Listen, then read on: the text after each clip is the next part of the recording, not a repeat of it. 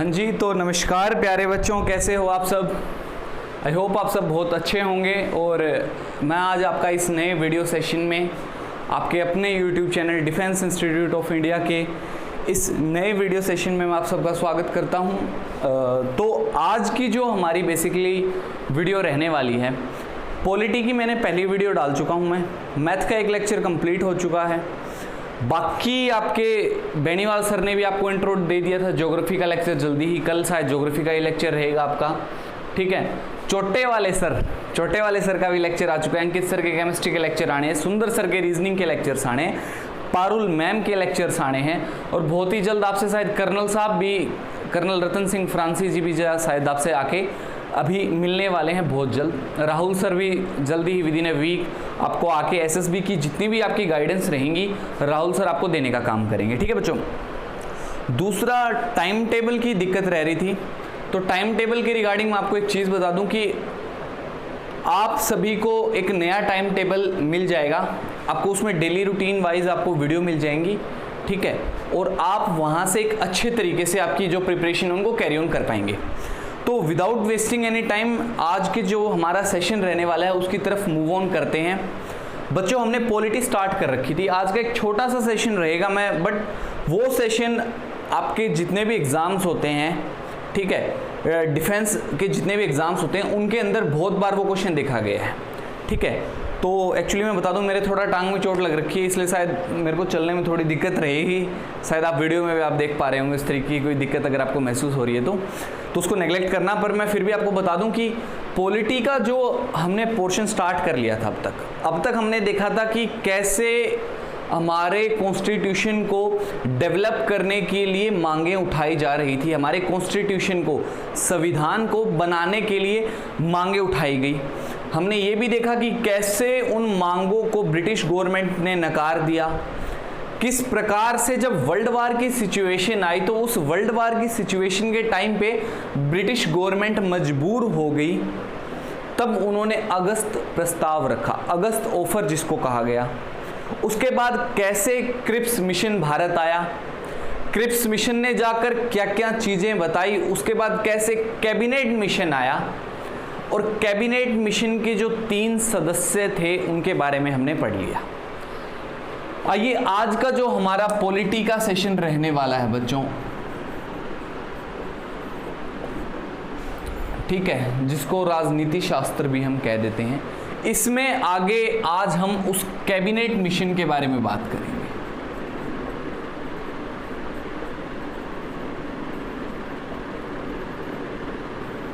देखिए बच्चों, जो ये कैबिनेट मिशन था, 3 सदस्य आए थे, मैंने बता दिया है। अगर आपने नहीं देखा है तो पहले वाली वीडियो का लिंक डिस्क्रिप्शन में है, आप वहां जाकर देख सकते हैं।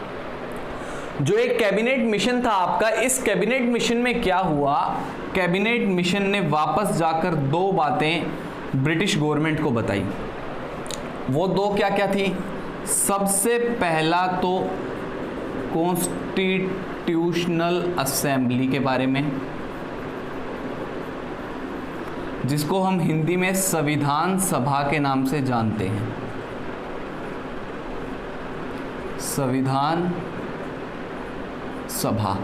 दूसरा, इन्होंने अंतरिम गवर्नमेंट के बारे में बताया कि भारत को एक अंतरिम सरकार की जरूरत पड़ेगी। ये 2 चीजें इस कैबिनेट मिशन ने अपनी रिपोर्ट में कही। बात आए कि रिपोर्ट सबमिट कब करवाई, तो पहले भी बताया था मैंने कि 16 मई 1946, 16th of May 1946 को cabinet mission has submitted there report.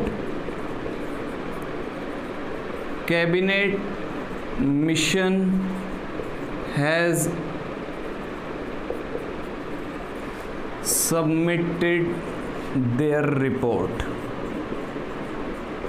मतलब अपनी रिपोर्ट को जमा करवाने का काम इस कैबिनेट मिशन ने इन 2 बातों के साथ 16 मई 1946 को किया।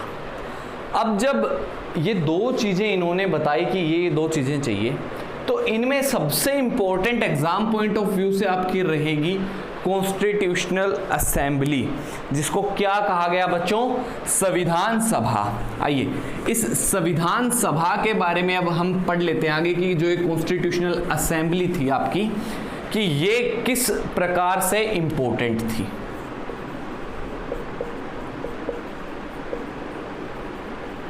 कॉन्स्टिट्यूशनल असेंबली, संविधान सभा,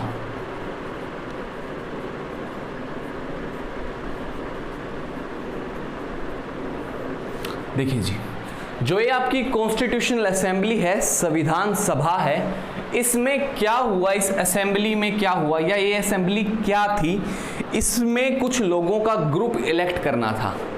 कैबिनेट मिशन की रिपोर्ट में कहा गया कि ऐसा ग्रुप अपॉइंट करना पड़ेगा हम लोगों को जो आगे जाकर क्या करे, भाई एक ग्रुप हो जो हमारा कॉन्स्टिट्यूशन लिखने का काम करे। और इसी संविधान सभा ने दुनिया का सबसे बड़ा संविधान, लिखित संविधान जो हमारे भारत का है, वो लिखने का काम किया था। मेंबर्स की बात करें तो इसमें कहा गया था कि टोटल नंबर ऑफ मेंबर्स की संख्या रहेगी 389। ये क्या रहेंगे, टोटल नंबर ऑफ मेंबर्स,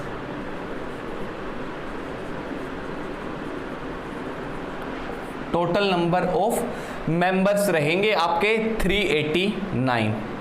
इस 389 में से दो पोर्शंस में आपके डिवाइड कर दिए गए, जिसमें से आपके 93 मेंबर्स को तो कहा गया नॉमिनेटेड, नॉमिनेटेड हिंदी में जिसको हम निर्वाचित कहते हैं, ठीक है, मतलब जिनके नाम दे दिए गए, जिनको नॉमिनेट कर दिया गया था, वो मेंबर्स थे आपके 93 मेंबर्स।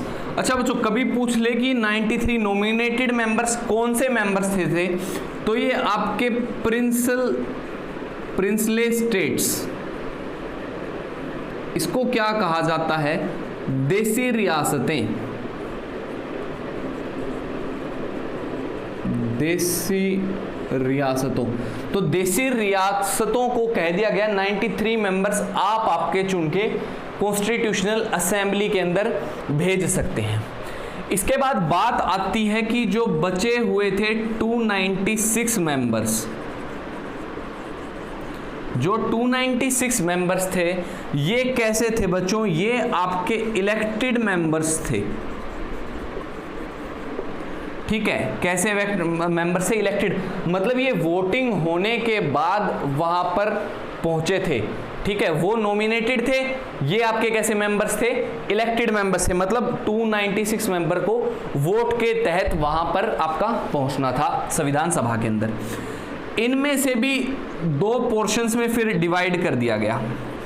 292 जो मेंबर्स थे वो मेंबर्स रहेंगे आपके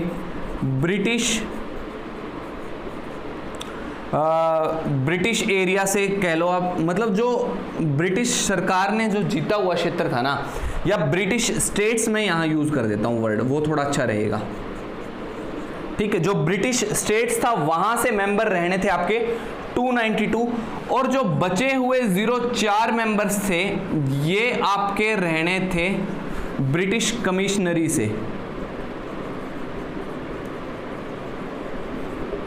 और ये ब्रिटिश कमिश्नरी 4 कौन कौन सी थी उस समय में, सबसे पहली तो थी आपकी दिल्ली, जिसको दिल्ली कहते हैं, दूसरी थी आपकी बलूचिस्तान,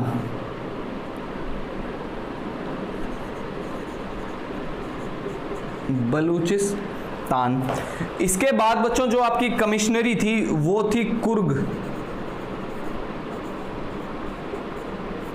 इसके बाद जो कमिश्नरी थी आपकी थी अजमेर मारवाड़,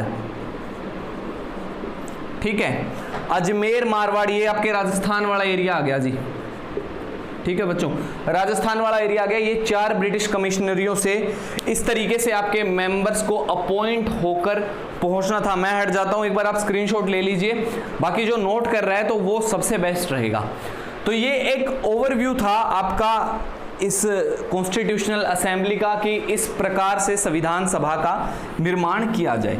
बच्चों, ये सारी की सारी बातें ही आपकी लिखी गई थी, जो आपका ये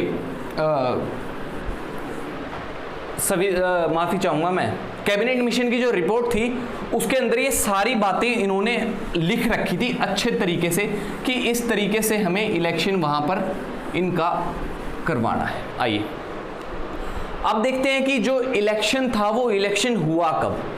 हमने पहले पढ़ा कि 16 मई 1946 को रिपोर्ट सबमिट हुई थी हमारी,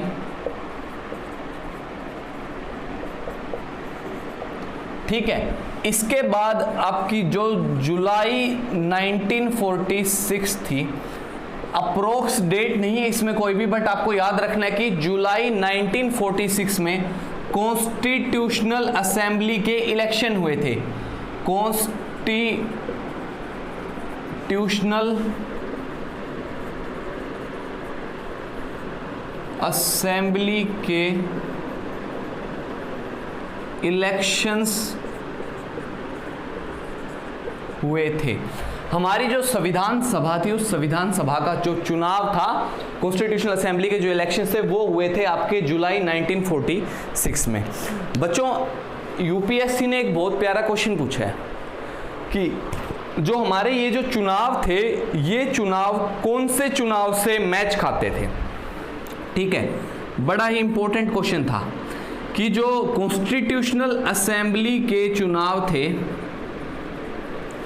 कॉन्स्टिट्यूशनल असेंबली के इलेक्शन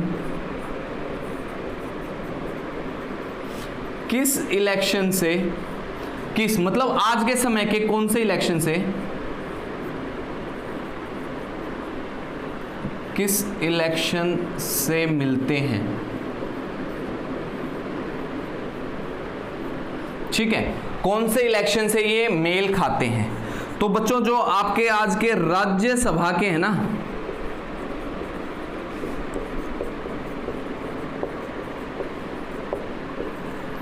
जो आपके आज के राज्यसभा का इलेक्शन है, वो इलेक्शन इस टाइम के कॉन्स्टिट्यूशनल असेंबली के इलेक्शन से बिल्कुल सिमिलर था। और वो किस प्रकार सिमिलर था वो मैं आपको अभी बता देता हूं। देखिए, जो राज्यसभा का चुनाव होता है, इसमें जो पब्लिक होती है ना, फॉर्मेट देखिए एक बार बच्चों इसका, पब्लिक वोट देकर चूज करती है आपके एमएलएज को, और आगे एमएलएज वोट देकर आपके चुनते हैं मेंबर ऑफ पार्लियामेंट, किसके, राज्यसभा के मेंबर ऑफ पार्लियामेंट को। उसी प्रकार से उस टाइम पर पब्लिक ने भी वोट चुनकर आपके एमएलए चुने, और उन्हीं एमएलए ने जाकर आगे आपके मेंबर्स चुने, कौन सी असेंबली के, कॉन्स्टिट्यूशनल असेंबली के मेंबर्स को चुनने का काम किया। मतलब इस प्रकार से इलेक्शन हुआ, डायरेक्ट पब्लिक ने वोट नहीं किए, मतलब इन्होंने एमएलए चूज किया और एमएलए ने जाकर आगे आपके किसको चुना, कॉन्स्टिट्यूशनल असेंबली के सदस्यों का चुनाव किया। एक छोटा सा इसमें डिफरेंस ये था इस चुनाव में कि जो एज थी उस जमाने में, तो एज 21 वर्ष थी, ये चीज ध्यान रख लेना, 21 ईयर्स थी। बट जो आज के टाइम पे जो पब्लिक वोट देती है उसकी जो एज है वो एज 18 ईयर्स है बच्चों, ठीक है। आज 18 साल का बच्चा वोटिंग राइट पा लेता है, बट उस जमाने में नहीं पाता था। तो ये कुछ चीजें थी इनके इलेक्शन से रिलेटेड। एक चीज और बता देता हूं जिससे आपको थोड़ा सा आइडिया लग जाएगा काफी सारी चीजों का। देखिए,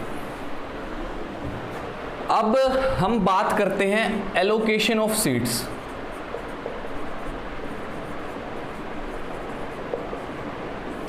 सीटों का बंटवारा।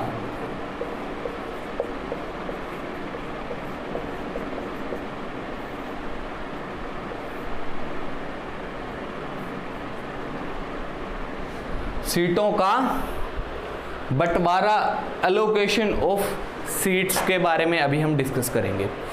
इसका मतलब क्या होता है कि कुछ सीटें निर्धारित कर दी जाती हैं। आज के टाइम में भी ऐसा होता है, बट उस टाइम भी ऐसा होता था। क्या प्रोसीजर था? देखिए, मैंने आपको बताया था कि जो आपकी 296 सीट्स हैं, ये कैसी रहेंगी? आपकी इलेक्टेड रहेंगी। ठीक है, तो इन्हीं के अंदर इनका एलोकेशन किया गया, बंटवारा किस तरीके से किया गया। 213 सीटें तो दे दी गई इनमें से जनरल को, सामान्य। इसके बाद 79 सीट्स दे दी गई इस समय में मुस्लिम्स को,